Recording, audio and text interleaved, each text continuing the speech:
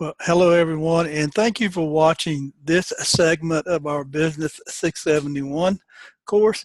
This is going to be a brief discussion on Chapter 12. You have the PowerPoint you see here that's available to you out on our Moodle shell, so we will leave that for your reading enjoyment.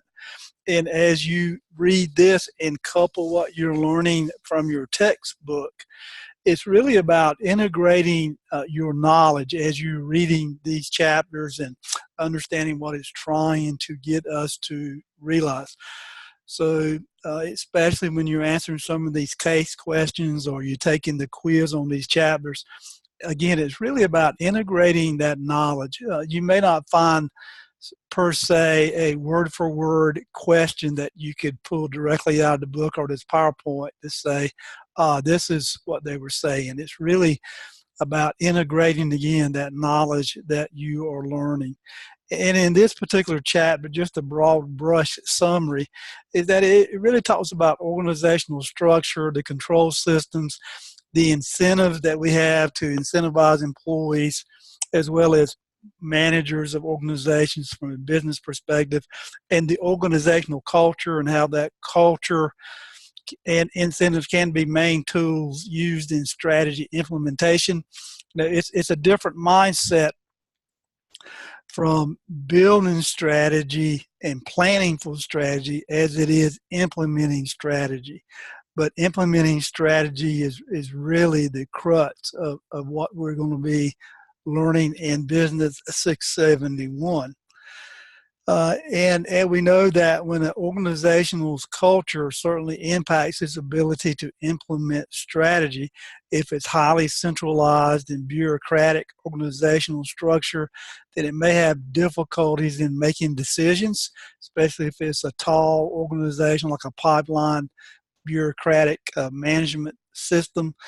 And in some cases, that does not work well in today's environment, where a company has got to be adaptable, it's got to be flexible, it's got to have that that market sense and awareness of what's going on in its market so that it can respond appropriately and expeditiously. And we know that sometimes there could be a mismatch between the culture, the control systems, the structure that really inhibits the organization's ability. And that organizational structure is something that you're going to be looking at in your particular team and your team assignments to see if that organizational structure is currently at a point in today's review as you go through that case. Is it nimble enough to be able to be responsive based on the implementation strategies that you and your team may develop? Or is it an organizational structure that would inhibit its ability to implement those strategies, and what changes may be required? They gave us a great example in our textbook of Time Warner when it went through its post-acquisition integration. Time Warner had its entrepreneurial culture, or Turner's entrepreneurs culture. Let me back up. Turner's Broadcasting and Time Warner, who integrated. Turner's culture was more of entrepreneurial, where it was really on cutting edge, looking out, see what was the next best thing, where Time Warner was more conservative, more bureaucratic, and as a result of that, they had some issues, as you see in our textbook. So let me talk about a few things that I'm going to bring to your attention with reference to what you're going to be learning this particular week as you study Chapter 12 and go through the PowerPoint. This really is about the organizational architecture, and that really is the totality of the firm's organizational arrangements, including the formal organizational structure, its control system, its incentive system, its organizational culture, its organizational processes, and certainly its human resources or people capital.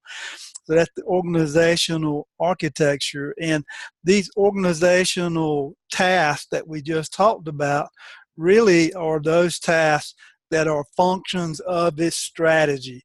And they're using all this. So hopefully they're using, our organization will be looking at this and using this in order to develop is organizational strategies. And they also use the controls. And controls are those metrics used to measure the performance of the subunits and make judgments.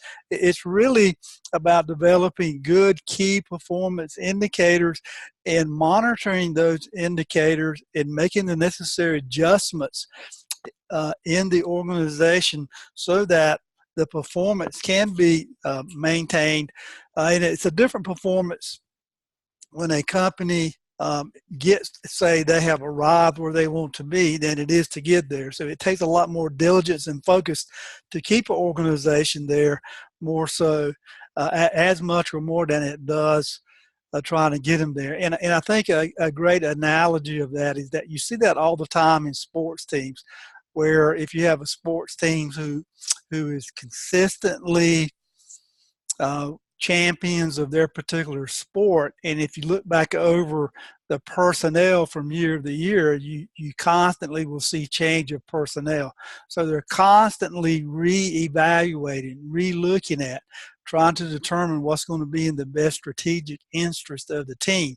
And a business needs to do the very same thing, having the right people in the right seats on the right bus, so to speak. And that certainly is the few things that they can use in incentives are one of those to encourage the behavior that we're looking for out of employees and encourage that behavior so that it is linked directly to the control systems. And one of those control systems, again, is that key performance indicators or performance measures, so that that organization can ensure that it stays on track. And certainly the organizational culture is something that's always we're interested in, because that really sets the tone. This is much bigger than just a mission and vision and value statement, but it's how the organization, the people of the organization do understand this central thing, to me at least, and that is what they do every day. They recognize what they do every day and how what they do add value. In other words, they're creating value for their organization, and in turn, they're creating value for themselves. But it's really about understanding how they go about doing their job each and every day. So it's really about the norms and the values that are shared amongst an organization. Just as societies have cultures, so does organizations. And the people really what makes up that organization. And it's not just the people from the standpoint of people doing their jobs, but how we go about managing the human resource side of that. How do we compensate? How do we recruit? How do we train? How do we retrain? How do we keep our people on top of their game as this global economy in which you and I operate in is constantly moving? Then we get into organizational structure, and you're familiar with centralization and decentralization, where it's really about the hierarchy of the organization and how decision making is happening.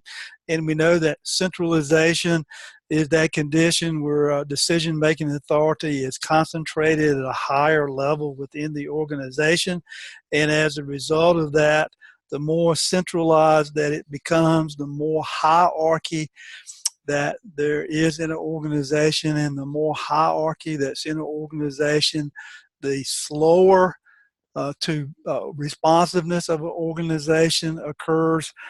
Bureaucracy kind of gets in the way, and it kind of slows things down. And that would be true the larger the organization becomes. The more bureaucratic processes are put in place to help manage that.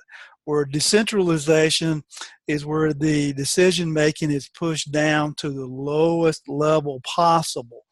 And when we do that, we do recognize that the decisions are made quicker. It's the people on the front, out on the front ground, or on the boots on the ground, so to speak, who understands what's going on in their local markets and have the autonomy to make those market shifts where needed and where appropriate with the overall strategic goal of the organization in mind. But they have that decision making to do that, so they're able to respond more quickly.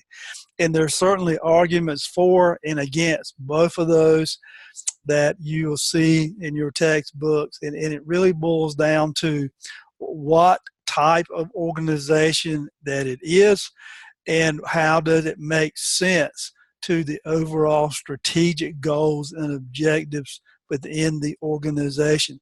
Some of them, some organizations, depending on the type it is, it can be favored if it's decentralized or centralized. So it really depends on the type of organization it is. And in certain organizations, you do not want control or made by local managers. In some cases, you want it to be made more centralized. Then we have the discussion with reference to flat and tall hierarchies or the different levels of management. This too also creates problems of coordination and control. The bigger the organization it is, the more layers of management that gets added, and as a result of the more layers of management that gets added, the slower things become, the harder it is to get a decision made, and the communication flow is certainly nowhere near it's certainly nowhere near as good the taller the organization is. And you kind of see that in figure 12.2, kind of gives you a graphical representation of that. And when we know that when companies become too tall or the chain of command becomes too long, then strategic managers or managers in general may tend to lose control over, they have less span of control, and they tend to lose control over their own strategies or how their strategies on a local level applies to the overall corporate strategies. And that span of control is always an interesting topic as well. Because the span of control is really about how many people can you effectively manage or have subordinates under you. And I believe that, again, would come down to it depends on the type of organization that you find yourself in and the type of command and control structure that's in place and the type of products and or services that you are dealing with. And there's certainly advantages and disadvantages of those as well. Then we talk about delayering or reducing the size of hierarchy, and that back in the 80s and 90s, that was really a term that was used of re-engineering, downsizing, right sizing, outsourcing. All of that was to in an attempt to flatten organizations, to lower overall operating costs. And we know that the most expensive thing on any organization's balance sheet are you and I as employees of an organization. So whenever you hear the term downsizing, right sizing, today's term is using delayering.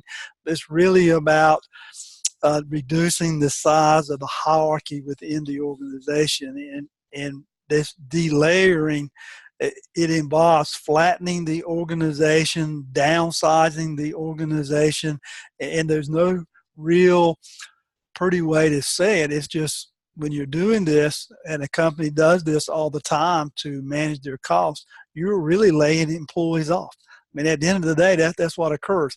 You're trying to get as nimble and as flexible and as adaptable as you can due to the competitive forces that you may find yourself pressing in on that particular company.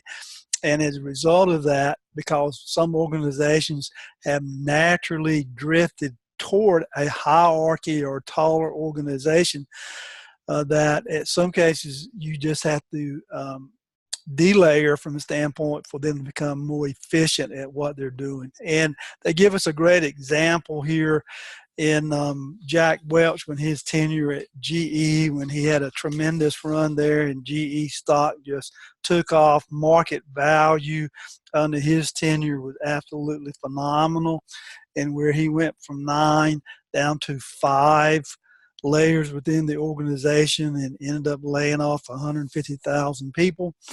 So when a company engages in doing this, you're really talking about laying off people. And as a result of laying off people, you're restructuring the organization, hopefully to make it more nimble, more flexible, more adaptive to its environment so that it can compete with its competitors. The structural forms, typically we talk about the functional structure and the multi-divisional structure in our textbook. And really the formal structure was one of those that was typically started by an entrepreneur, that they were singly focused, so they were able to look at doing one thing, singly focused again. Let's say they have a single line of business, but once they start to expand, this functional structure was either set up by a division, by functionality, or by product. And we see that example over on page 395. But when it's simple, it's very easy to do it that way. And when, in order to build capabilities within an organization, to build a competitive advantage, especially when they're starting out, sometimes a strategic manager will start at the functional level. But that functional level, again, is typically when it's single focused, it works well in that. But whenever you get to multiple lines of products, then more than not, you need to be looking at doing multi-divisional, so to speak. A good example that they indicated here is that, like a production facility or a manufacturing, research and development function, or marketing function, or sales function, it works very well when it's a functional type of structure. But whenever you get away from that, whenever you're trying to create a different business entities within that organization, then there comes into some complexity associated with that. And certainly one of the drawbacks to a functional structure is that, as we see, that it really then becomes a problem of accountability, of communication, of coordination, and control. It's almost like that the more bureaucracy that you add to an organization, the harder it is to hold someone accountable. The communication flow is not good, and the coordination is not good, and control is not good. Well, the same is true in a functional structure. Has that potential to be that same too as well when a functional structure starts beginning to create problems. And it's really almost like you're creating a silo within your organization, which makes it difficult to get things accomplished. Probably another major drawback to a functional is especially when it's performing poorly, how to manage that, how to look at that and assess that and hold the managers accountable within the organization, because the poor controls are typically inherent to an organization such as that. So they've kind of moved away from that to more of a multi-dimensional or multi-divisional structure, where that firm is divided into different divisions, and each division is responsible for its own area. It has its own kind of like its own management team. A great example of decentralized decision making, as they're being held accountable for their performance, where headquarters is, or the corporate office, or the ivory tower is still maintaining the overall strategic development for the organization. And you kind of see a different structure over on figure 12.4 on page 396, where we know that the taller the organization, especially in a functional, kind of like a functional structure, the more layers of bureaucracy or management team that may exist, where in a multi-divisional It is the organizational hierarchy is a little more flatter than what you will see in a product or functional structure. So again, it makes it more nimble, more adaptable to its ever-changing market conditions. And we go on to indicate that one of the greatest virtues of a multi-divisional structure is that it creates a internal environment where that manager, that divisional manager, can focus on efficiency, where that manager can kind of set up competition between one division or another, whether it's in its cost structure or its profits or in the quality of its products or in its production capabilities, whatever metrics that they're using. But it really allows them to set up some internal competition. And typically, because these divisions are in a multi-divisional structure, they are self-contained, their performance is highly visible. They, as well as the other organization, can see what's going on, and they can usually use that again as incentives to improve their performance. Also, in a multi-divisional structure, because they are multi-divisional, they don't have the big picture like you would in a functional structure. Where in a functional structure, you probably would have all the value chain activities across the function, across the entire organization, where you only may see a partial set of the value chain activity that's only related to that division's product or service of what it's doing. So it may not see the entire organization's value chain. It may only see a partial set associated with them. And certainly because of capital that's being allocated between these competing divisions, then they may have the opportunity to increase their pay, bonuses, and incentives for the divisional managers, as they are focusing on competition with the eye toward improving efficiency and productivity. And certainly, one of the major drawbacks, if they're over here focusing on that in this internal competition, which can be good, but if not monitored correctly by headquarters, it can create problems where this competition now, they become so focused on the competition, they lose focus on the overall organization strategic goal. And when that occurs, then we set up competition for the scarcity of those resources. That is one of the major drawbacks of a multi-divisional structure. And those resources could be human capital, could be financial resources, could be research and development, could be new plant equipment, as they tend to focus more on the short term than looking at the broader picture, long term, what's in the best interest of the organization. And let me come back to it's about you as an individual creating value for the organization.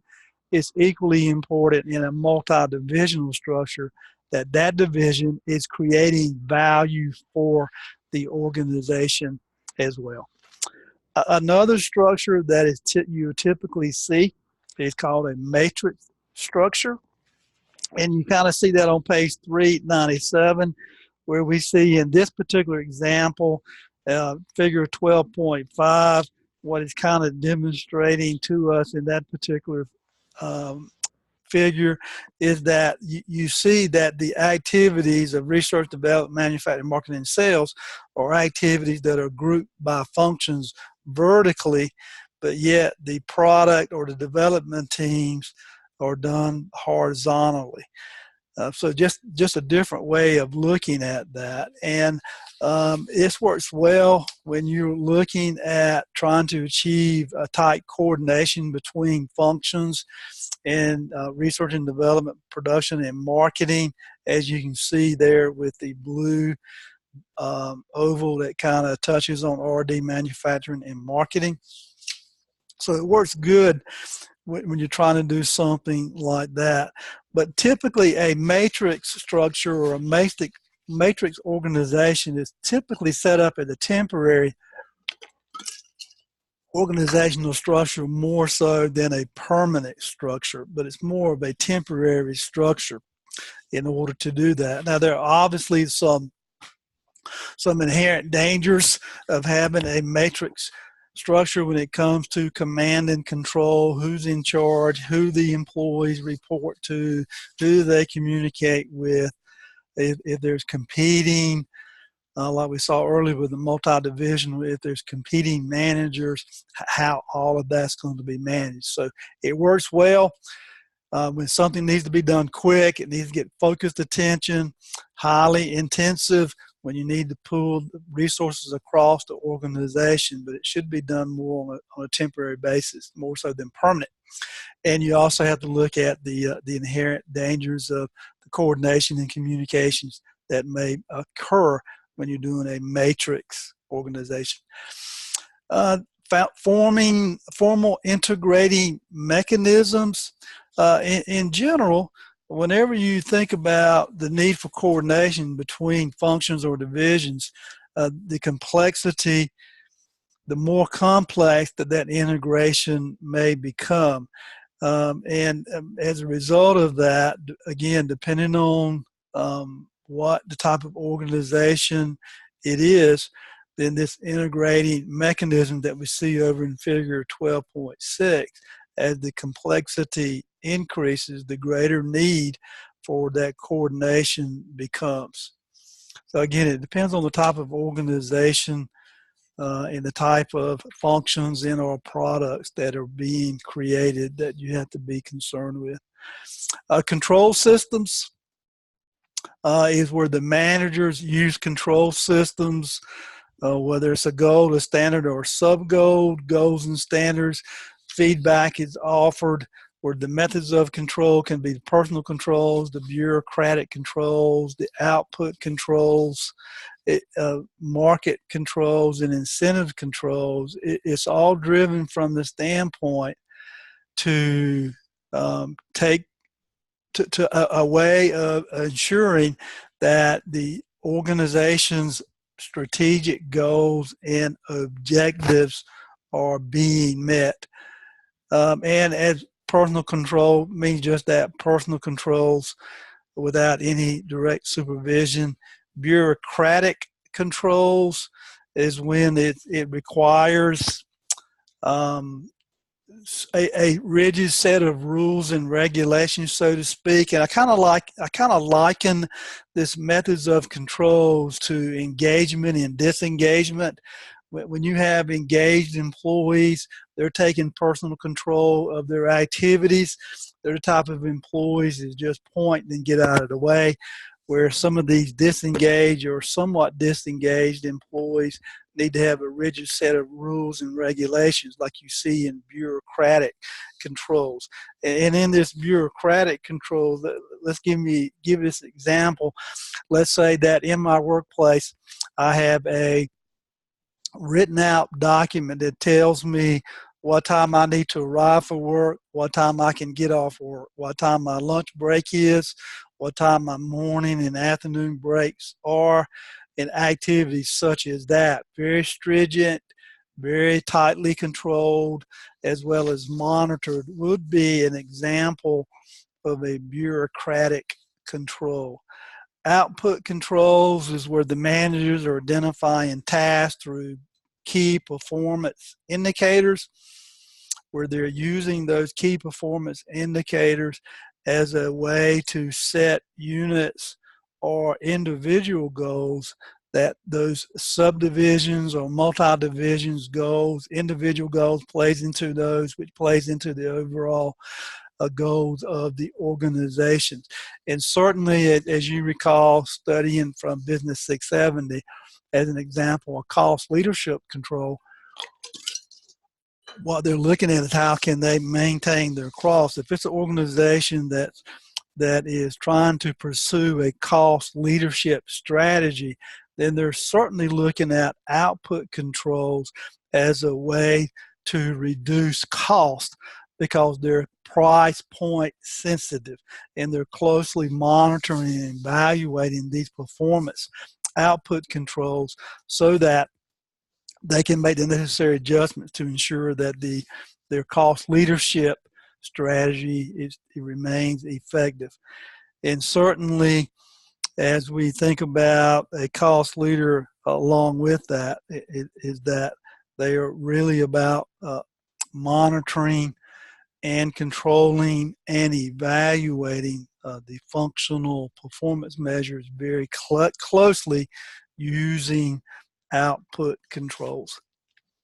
And market controls is looking at how we regulate or incentivize our customers or individuals in order to buy our resources and our products. And incentive controls is just goes by how we reward employees and managers. Organizational culture, pretty straightforward. It deals with the values and the norms of the organizations, of how that organization really operates, and how we can use that particular culture to aid us in implementing our strategy. And if the right culture exists, then it can help a company execute its strategy. If the wrong culture exists, then it certainly can hinder the implementation of that strategy. A plan, a good, well-written plan is great, marvelous, and wonderful, and we got to have it. But if I can't sell it to the people who actually are going to go implement that plan, if I don't get their buy-in into it, then it really becomes, to me, ink on paper. It's of limited value. Again, it's a different mindset of developing than it is implementing that type of strategy. But a firm that can exhibit high performance over a prolonged period of time typically has an adaptive culture, or another way to look at that is that they are able to scan their market. They are somewhat innovative, and they are able to adapt and adjust and make change based on their changing environment in which they operate in. Those things that are influencing them external environment, as well as those things that are influencing them from internal of their environment. But they know how to deal with that environmental change, and as a result of that, they are adaptive in their abilities to develop and implement new strategies and structures to respond to the ever-changing market and or industry conditions that they find themselves in. Implementing strategy through organizational architectural. Some of the key points here is dealing with the integration and control systems, which is how an organization will look at it and determine what type of integration that is going to be needed, what type of control system is going to be needed when it's a low functional structure with limited or no integrating mechanisms, direct contact, and have simple liaison role. Let me give you an example of that. A company that may have a limited production or service lines that are typically unrelated, kind of like single entities. That type of organization typically will use a low integration that will work best for them, where a company that has a high degree has trying to manage more than one existing service or line, or trying to diversify its product offerings, may find themselves where they have may need stricter controls, more bureaucratic processes in place, where a high integration may be required as a result of that. That may help that type of organizations. So that's kind of what I wanted to touch on in chapter 12 for us. And again, as you're getting prepared to do the mini cases in the quiz, read I would suggest looking at the PowerPoint, reading the textbook, and think critically that as we kind of said here, when you're looking at the figures like 12.A, 12.3 and 12.4, I'm sorry, 12.3 and 12.4, that, interpret the differences and strategize between a multi-divisional and a functional, and the differences between the two as you integrate that knowledge. Again, thank you for watching, and if I can be any assistance, please let me know. Thank you.